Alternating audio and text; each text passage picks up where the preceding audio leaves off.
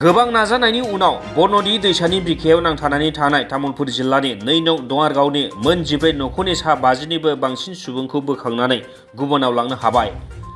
भारतारि फाइखि गरेस्वर शिखर adventure club, green tech बगामाथि adventure क्लाबनि हानजाया बोखाङो दैसानि बिखायाव नांथानानै थानाय सुबुंफोरखौ।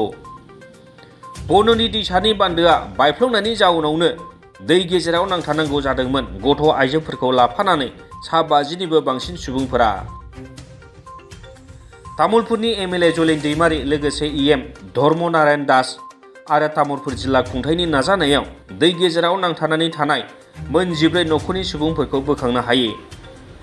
मख'जाथावदि शुक्रबाराव साननिफ्रायनो एसडीआरएफ आरो एनडीआरएफनि हानजाया दै गेजेराव थानाय सुबुंफोरखौ बोखांनो नाजायोब्लाबो गोबां दै दाहारनि थाखाय बेलासिसिम बोखांनायाव फेलें जायो।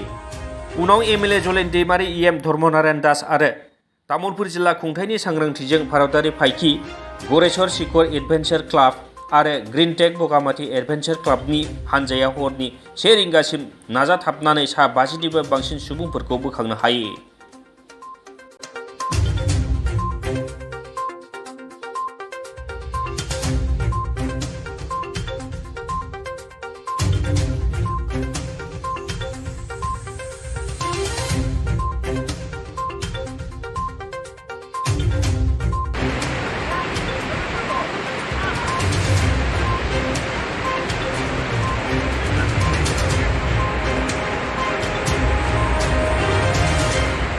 গুড ঠিক আছে।